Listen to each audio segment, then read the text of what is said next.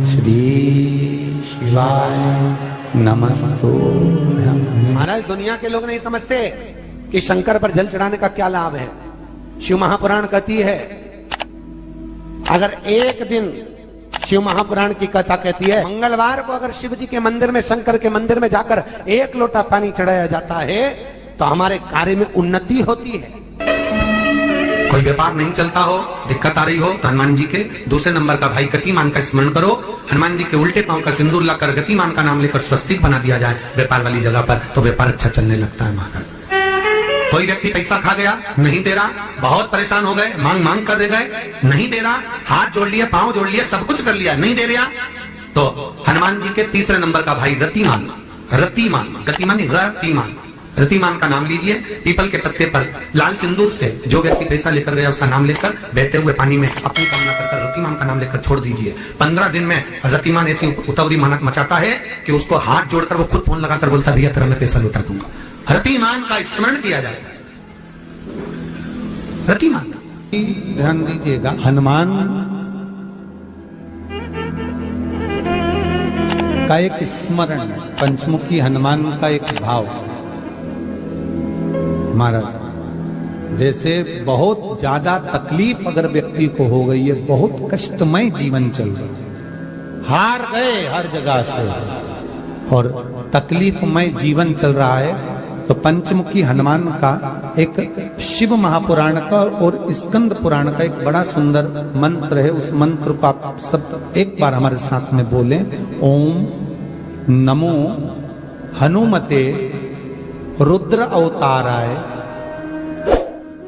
सर्व शत्रु संहारणाय सर्व रोग हराय सर्व वशीकरणाय रामदूताय स्वाहा।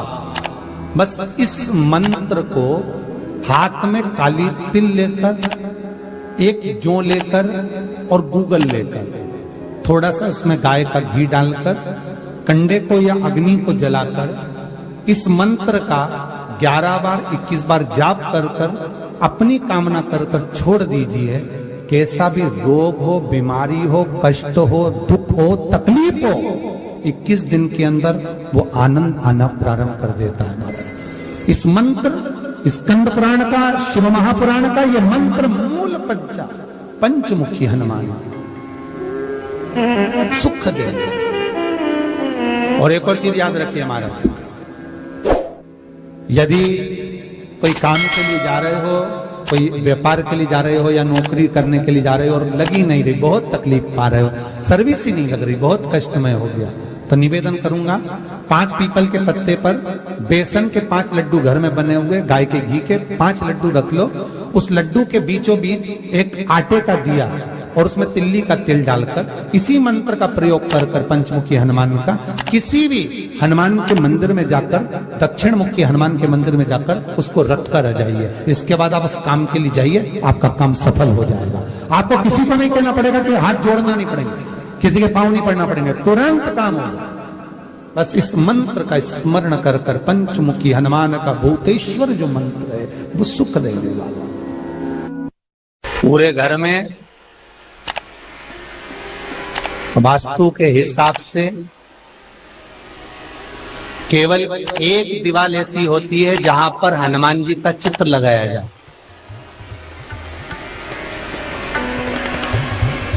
चाहे तुम पर्वत उठाने वाला चित्र लगाओ हनुमान जी का, चाहे बैठे हुए लगाओ, चाहे रामायण पढ़ने वाला लगाओ, चाहे लंका दहन करने वाला लगाओ, चाहे राम नाम जपने वाला लगाओ, चाहे लक्ष्मण को संजीवनी देने वाला लगाओ, चाहे मौन मुद्रा में लगा दो, चाहे स्तुति में लगा दो, चाहे भजन में लगा दो। हनुमान जी का कोई भी चित्र लगता है तो ना पूरब में लगेगा, ना पश्चिम में लगेगा, ना दक्षिण में लगेगा। हनुमान जी का अगर चित्र लगता है तो उत्तर की दीवार में दक्षिण को देखते हुए लगता है, केवल एक ही स्थान।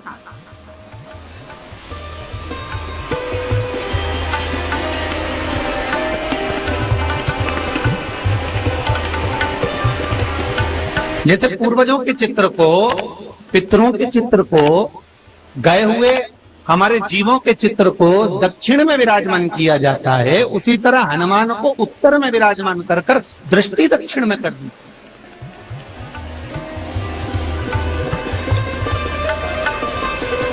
घर में हनुमान जी के जितने फोटो होते हैं उसको केवल दक्षिण दिशा में लगा और उत्तर दिशा में लगा बिठा देते हैं और दक्षिण की ओर उनकी दृष्टि होना चाहिए, दक्षिण की ओर उनका मुख होना चाहिए।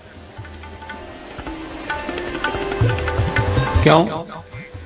महाराज, अगर व्यक्ति के जीवन में कोई बीमारी आने वाली है, व्यक्ति के जीवन में कोई रोग आने वाला है, व्यक्ति के जीवन में अगर कोई कष्ट आने वाला है, व्यक्ति के जीवन में अगर कोई परेशानी आने वाली है, व्यक्ति के जीवन में कोई एक्सीडेंट का योग भी बनने वाला है, तो शास्त्र कहता है वो दिशा दक्षिण से ही बनता है।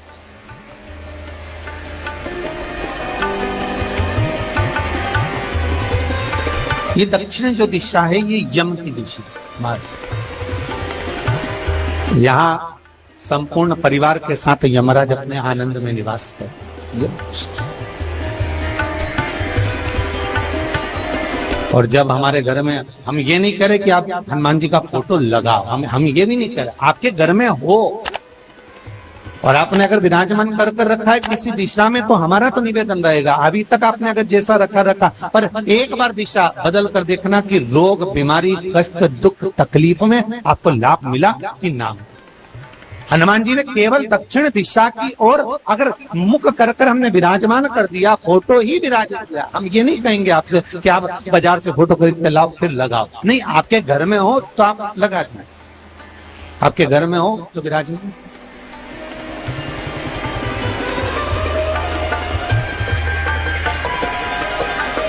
अच्छा, कितनी विपरीतता है वो भी आप जरा जानिएगा महाराज, कि शंकर भगवान के ऊपर जो जल चढ़ाया जाता है उसकी जलाधारी उत्तर में जाती है महाराज। भगवान शिव का जो जल जा रहा है वो उत्तर की ओर जा, और हनुमान जी को उत्तर में विराजमान कर मुख दक्षिण की ओर कर। क्यों? प्रबल दिशाओं में उत्तर और दक्षिण महाराज, ये जो दो दिशाएं, इनको साधने के लिए कोई देवता आगे नहीं। अगर इन दिशाओं को कोई साधने वाला है तो केवल एक देवाधिदेव महादेव ही हो सकता। काल का हरण करने वाला वो महान काल ही हो सकता। शंकर का ही एक अवतार है हनुमान जी महाराज, रुद्र अवतार महाराज। हनुमान जी से कहा तुम दक्षिण की ओर दिशा पर संभालिए। शिव जी कहते हैं मेरा जल जब उत्तर की ओर जाएगा तो इस दिशा को मैं संभालू, चिंता ना करिए। जो स्मरण करने वाला होता है, भजन करने वाला होता है, कीर्तन करने वाला होता है, नाम जाप करने वाला होता है, उसका भी शास्त्र विधान कहता है, उसका भी व्याख्यान वर्णन करता है कि जैसे एक दिशा के रूप में हनुमान जी महाराज को विराजमान कर दक्षिण की दिशा पर हम विजय, अर्थात रोग पर, बीमारी पर, कष्ट पर, तकलीफ पर हम विजय प्राप्त कर सकते। ऐसा नहीं कि ऐसा कोई रोग नहीं जिसकी दवा नहीं है, पर जब तक भगवान की कृपा नहीं होगी तब तक कोई औषधि मिल सकती नहीं, कुछ प्राप्त नहीं हो सकता। जब भगवान करुणा करते हैं तो आप रूप कुछ ना कुछ सुख की अनुभूति हो जाती है, अपने आप सुख का भान हो जाता है। तो जैसे दक्षिण का जो स्वामी तत्व है, दक्षिण पर जो दृष्टि देने वाला श्री हनुमान जी महाराज है, इसलिए हनुमान जी को उत्तर की दीवार पर विराजमान कर उनका मुख दक्षिण की ओर रखा जाता है। वास्तु शास्त्र के हिसाब से, वास्तु नियमों के हिसाब से सारे फोटो कहीं पर भी लगा सकते हो, पर हनुमान जी का अगर फोटो तुम्हारे घर में है, हनुमान जी अगर तुम्हारे घर में विराजमान है, हनुमान जी का चित्र तुम्हारे घर में विराजमान है, तो उसका मुख दक्षिण का होगा, तो रोग, बीमारी, तकलीफ, कष्ट ये सब दूर हटते। कई लोग प्रश्न करते हैं, गुरु जी आप कहते हो कि हनुमान जी महाराज शंकर भगवान का एक अंश स्वरूप है, एक अंश स्वरूप।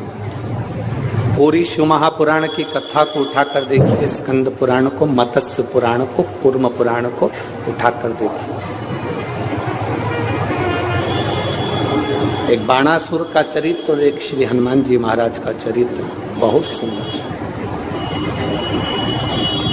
शिव का एक अंश माता अंजना के तप साधना से शिव की प्रागट्यता और शंकर भगवान की प्रागट्यता से शंकर का स्वरूप प्रकट है। इसीलिए तो कहते हैं शंकर सुमन केसरी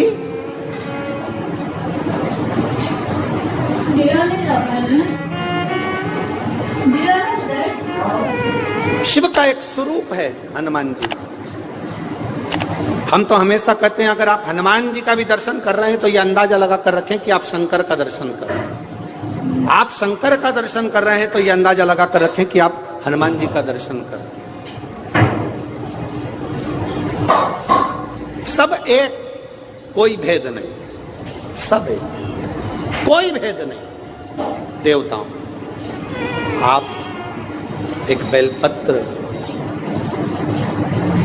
जैसे आप एक बेलपत्र कि ये दो जो पत्तियां होती हैं, जरा ध्यान देंगे, ये दो जो पत्ती नीचे की रहती है बेलपत्र, आगे का भाग एक बेलपत्र और नीचे की जो ये दो पत्तियां होती हैं, इन दो पत्तियों के ऊपर एक एक शमी पत्र। ये दो जो पत्तियां हैं, इन पत्तियों के ऊपर एक एक शमी पत्र और लाल चंदन ये रखकर कितना भी रोगीला व्यक्ति हो, रोग से ग्रसित व्यक्ति हो, जिंदगी में कितना ही दुख पड़ रहा हो, बेलपत्र की ये दोनों पत्ती जिसके ऊपर शमी पत्र रखकर, लाल चंदन रखकर श्री हनुमान जी महाराज और हनुमान जी महाराज के तीसरे नंबर के भाई श्री गतिमान जी। हनुमान जी कितने भाई हैं?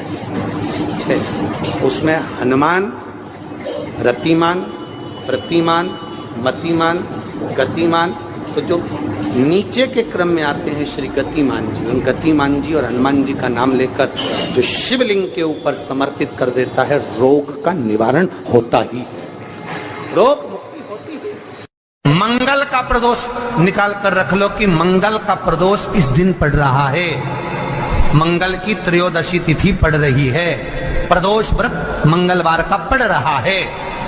और जिन लड़का लड़की को मंगल होते हैं, जिन कन्या और वर को मंगल होते हैं, केवल शंकर भगवान के मंदिर में जाकर चौमुखी दिया, 4 बत्ती का दिया आटे का, उसमें घी डालकर लड़की शंकर भगवान के मंदिर में मात्र 7 बार शंकर पे से उतार कर 3 बार स्वतः उतार कर शिव के मंदिर में रख देती है, उसका मंगल आड़े आता ही नहीं है, मंगल नहीं आता सामने। मंगल प्रदोष व्रत का इतना महत्व है महाराज। जब जिस महीने में जो प्रदोष पड़ा करे, जब प्रदोष पड़े, बन सके 1 बेलपत्र, बन सके 5 बेलपत्र, शमी पत्र, हरे मुंह,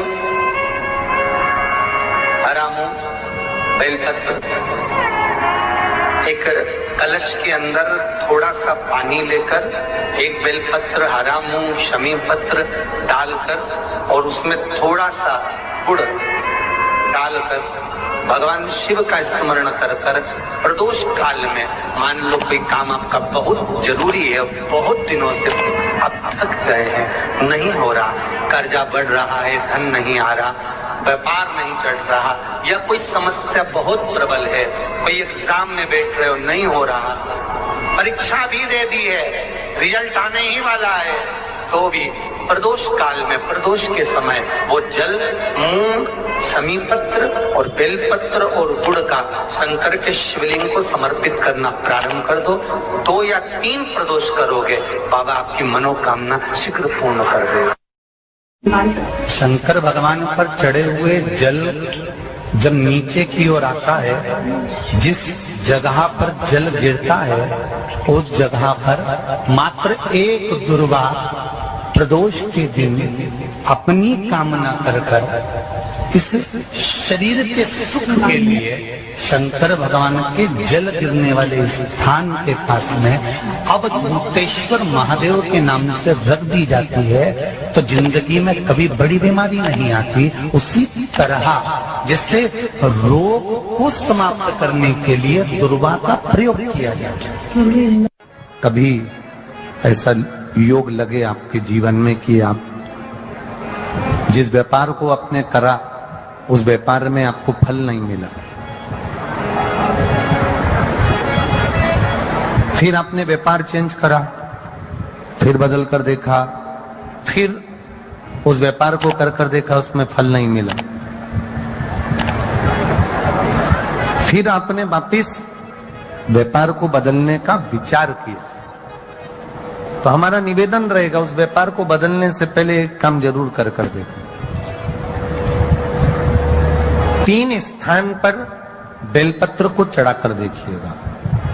अगर आपको लगे कि मैंने व्यापार बदल लिया, एक बार बदला, कई लोग ऐसे भी होते हैं जो पैसा इकट्ठा करते हैं, धन एकत्रित करते हैं, और कोई व्यापार ऐसा कर लेते हैं जिस व्यापार में धन चले जाता है तो वो धन वापिस नहीं आता महाराज, वो व्यापार का धन वापिस नहीं आता। तो बड़े दुखी होता है कि भाई मेरा गया हुआ पैसा नहीं आ रहा, मैं बड़ा कष्ट में हूं, मेरा खुद का ही आ जाए ना तो मैं निहाल हो जाऊं, मेरा अपना ही नहीं आ रहा जो गया हुआ है, तो मैं क्या वर्णन करूं उसको, क्या। उनके लिए भी ये प्रयोग, ये शिव विद्येश्वर संहिता का ये भाव बड़ा सुंदर है। आप व्यापार पर व्यापार बदल कर देख लिए, धन भी हमारा कहीं डूब गया, आ नहीं रहा है, तो प्रयास करना। 3 स्थान पर चढ़ाई गई बेलपत्र हमें सुख का अनुभव करा, बहुत ध्यान लगाइए। पहला, अशोक सुंदरी की जगह। अब ये बेलपत्र जब भी आप चढ़ाएंगे तो रविवार की अगर प्रदोष पड़ जाए, कौन से दिन?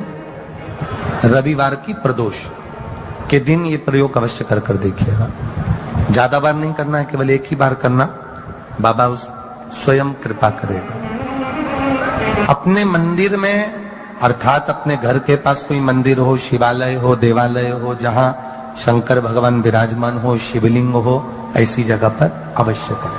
हमें कहीं दूर जाकर ये प्रयोग नहीं करना, अपने शिवालय, अपने जो घर के आसपास में शिवालय हो वह।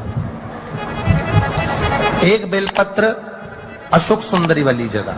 अब उसको अशोक सुंदरी की जगह पर भी चढ़ाने का तरीका क्या है? जब हम बेलपत्र चढ़ाएंगे तो उस बेलपत्र को चढ़ाते समय आपकी जो बेलपत्र की डंडी है, वो बेलपत्र, रविवार प्रदोष के दिन का ये उपाय है महाराज। ये बेलपत्र की जो डंडी है, इस डंडी का भाग शिवलिंग की ओर होना चाहिए। ये जो डंडी है, इसका भाग अशोक सुंदरी पर जब चढ़ाएंगे तो शिवलिंग की ओर इसका भाग होगा महाराज। दूसरी, बेलपत्र को जब हम समर्पित करेंगे, जया, विषहरा, शामरीवारी, दौतली, देव, मान लो जलाधारी ऊपर नहीं है शंकर जी के, तो उसका स्मरण कर 5 कन्याओं का नाम लेकर, जया, विषहरा, शामलीवारी, दौतली, देव, इनका स्मरण कर शंकर भगवान के शिवलिंग पर बेलपत्र रखेंगे। बेलपत्र कहां रखना है? आप अगर यहां बैठे हो तो आपके विपरीत में डंडी का मुख होना चाहिए। ये बेलपत्र की जो डंडी है, इसका मुख आपके विपरीत में हो। आप यहां बैठे हो तो डंडी उधर होगी, आप इधर बैठे हो तो डंडी का मुख इधर होगा, आप उधर बैठे हो तो डंडी का मुख